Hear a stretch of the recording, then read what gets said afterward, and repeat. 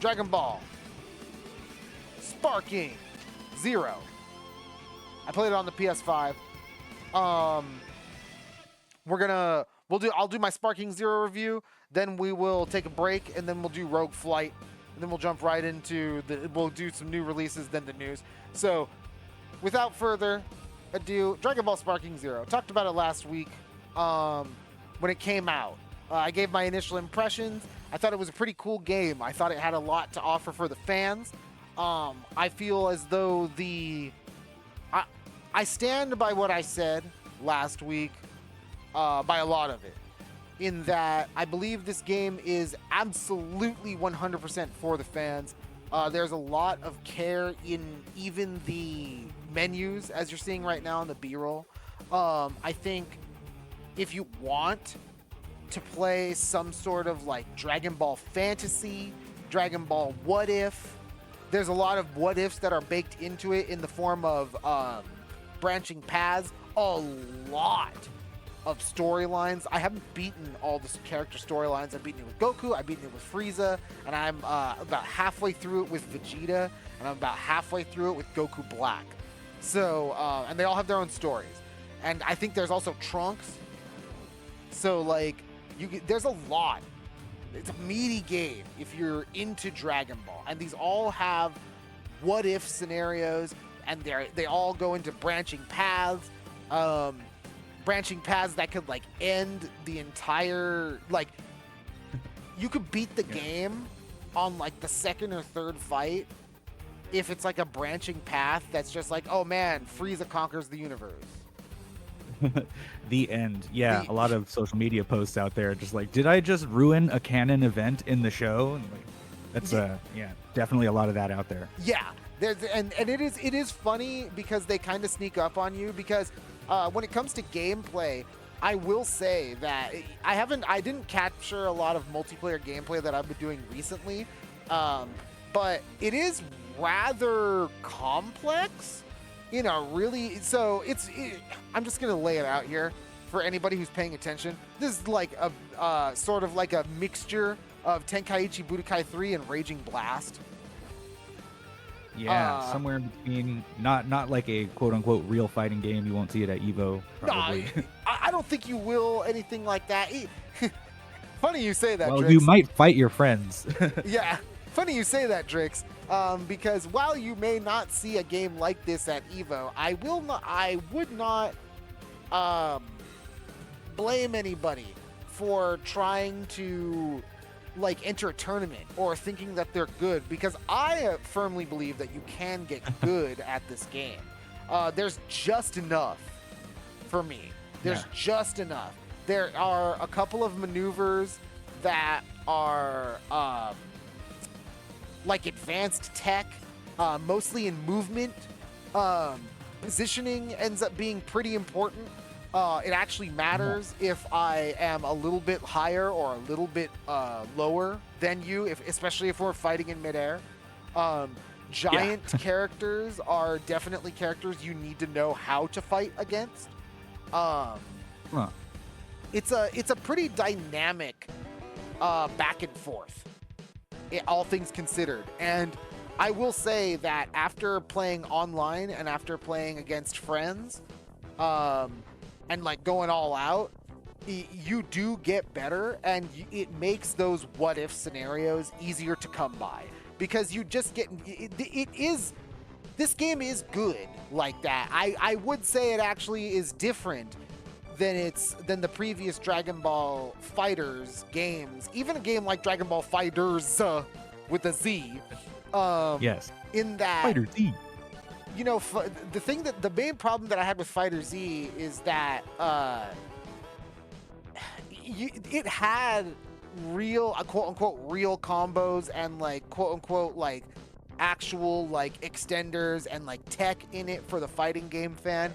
But there was also like auto combos, and it kind of like was a weird separation. Like you would play against people who would like exclusively use auto combos, and you would play against people who like knew what the fuck they were doing.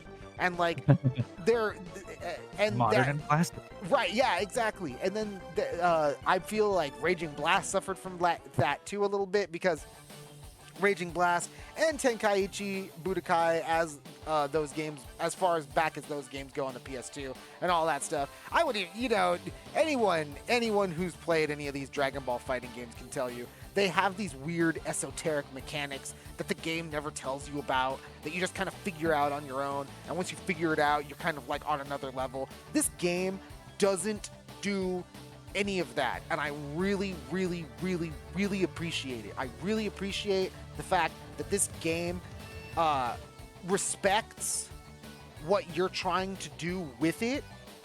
It understands that you just want to Dragon Ball out, and the tutorial is really nice. It just is straight up. It leaves nothing to really be pondered about.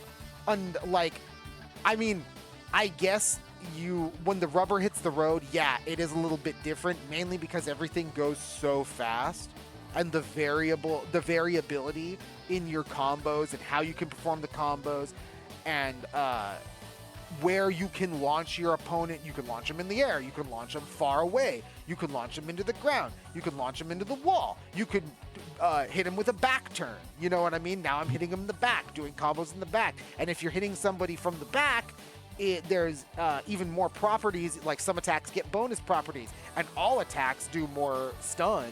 So like there is a good amount of depth once you really get into the weeds of Dragon Ball Sparking Zero.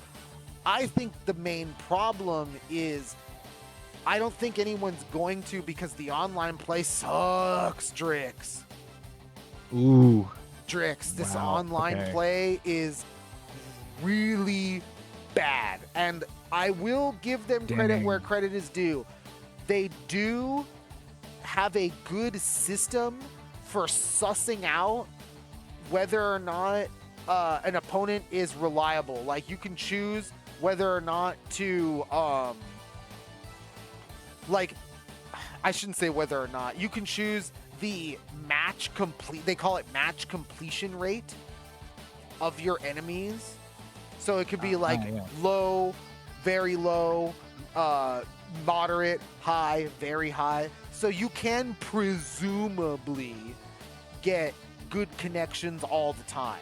But I have to preface all of this with, Drix, this is a delay-based netcode. This is not rollback. So lag spikes happen often. If somebody is using a real lag switch, you're never going to beat them, and you can tell immediately. You can do old school, like, original Xbox Halo 2 bullshit tricks, like turn on like 3 YouTube videos at the same time and lag people out. Like, there are things like that you can do and work in this game. Wow. Like, because the lag just can become overwhelming, and the game doesn't try to roll it back or try to synchronize in any way. It just all catches up because it's on delay.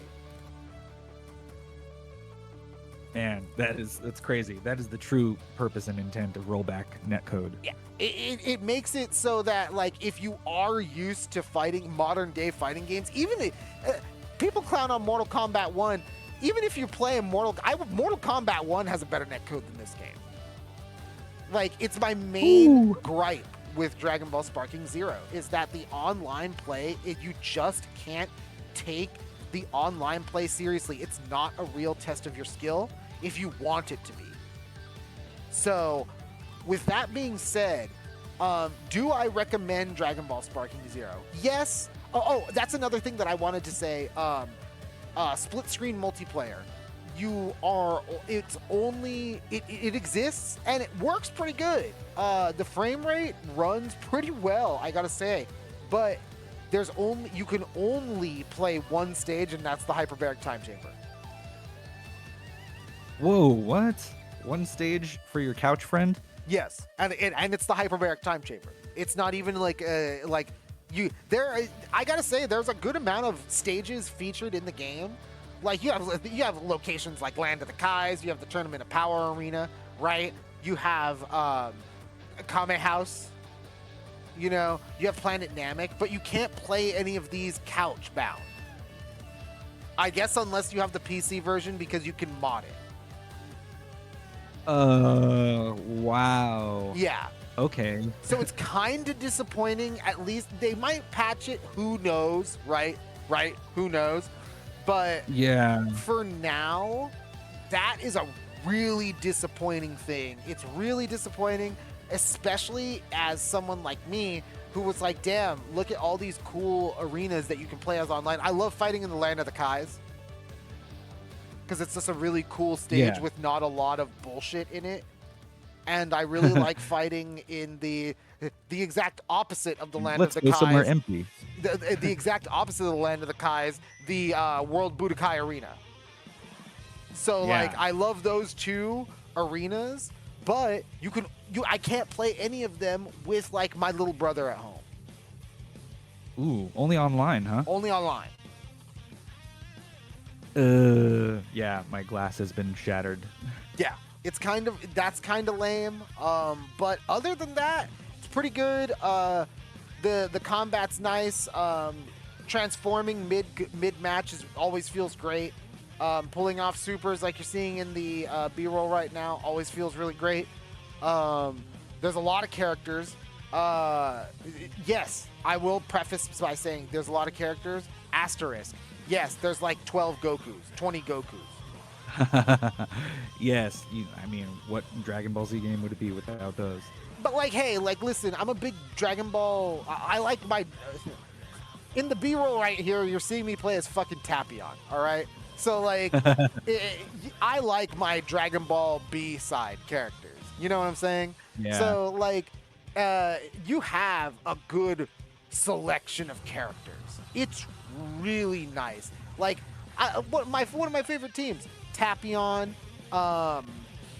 Tapion, Janemba, Cooler.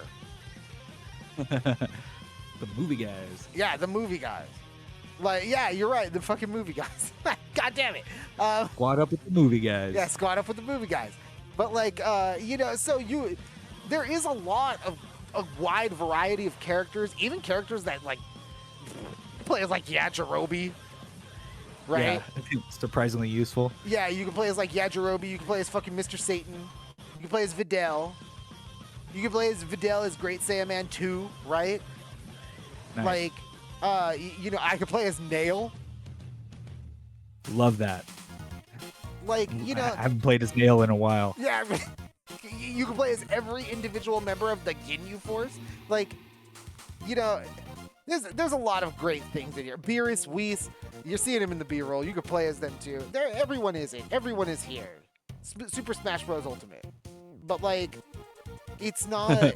Of Dragon Ball. Yeah, of Dragon Ball. And you guys, everyone knows that they're going to be adding more DLC characters. DLC Wave 1 was already announced. They're 2 characters from Dragon Ball Daima. Like, Yep. Yeah, right. They gotta be from Give Daima. that a nice plug. So it's gonna be a good ride. It's really shame about the netcode. The netcode. And here's the thing. I'm going to give this a 4 out of 5 because I think any fan should buy it. It is a real successor to the Budokai Tenkaichi series. It has the same gameplay feel, even though the mechanics are not one-to-one. It is like definitely Budokai meets Raging Blast, but there's just so much for the Dragon Ball fan in here. I will preface the 4 though. I'm going to say it's a low 4.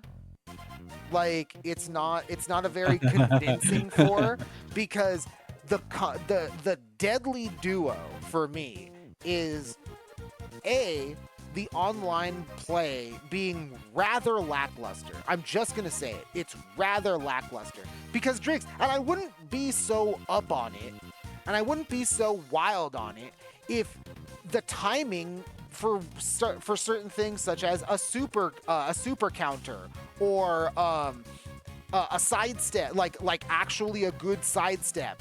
Like, sometimes when you're playing this game online, you have to fucking be playing it in the future because like that this 2-frame window is probably just not gonna hit, Chief.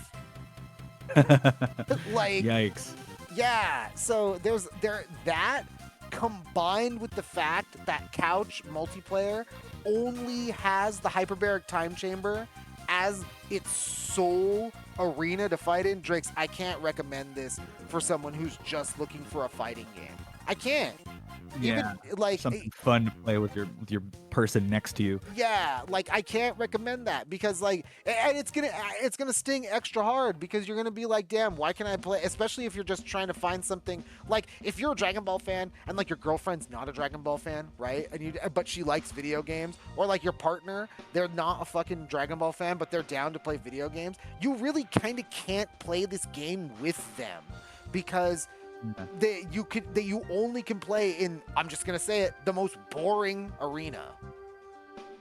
The most nothing anyone can imagine, where even time goes slower because it's so boring. Yeah, so like, come on, come on. You know, I don't know what's up with Bamco. I don't know why they did that, but it's really disappointing. It makes the multiplayer experience as a whole very lackluster. So Dragon Ball Sparking Zero, I'm gonna give it a 4, but it's a low 4. If we did decimals, we would round down. Yeah, I definitely would. If we did like the point system, I guess I would give it like a 3.5 because I don't really want to split hairs on it. Because it is a good game. The meat is on the bones, especially if you're into Dragon Ball. Like if you're into Dragon Ball, it doesn't matter. You gotta buy it. But if you even if you're fanfic story simulator. Yeah, but like if you're trying to play this with friends, they either better be online and you better be like close by. And when I'm talking close by, Drix, I'm talking like in the same county. Okay, like same zip code. Yeah, like I'm talking like maybe you and I would be able to play, but even then, like, you know, from San Diego to LA. But even then, I actually think I'm kind of sketch after playing this game. After putting a solid like 25 hours in this game. Most of that being online multiplayer in like ranked mode, I gotta say, man, it's pretty sketch. And I don't know if even like I would trust like playing with someone in like San Diego proper from my rural area. So like, you know, it's kind of sad that the multiplayer experience is fairly lackluster. Make sure your buddies online are close by when you're trying to play Sparking Zero, because this game's not going to do anything to compensate. And if you want to play this game just with friends online, I mean, fuck, man. I hope you guys like the hyperbaric time chamber. Like, wow, yeah, I'm gonna have to try to share play with somebody just to see it. Yeah, it's definitely worth the play. I would definitely say, again, if you're a Dragon Ball fan, it's worth the buy. The what-if scenarios alone are definitely worth checking out, and there's just so many of them, and the game is chock full of them. The scenario battler also totally worth it, but in the end, I just think that it could have been a little better in the multiplayer area. But everything else is quintessentially Dragon Ball. And I think it's, again, a 4 out of 5.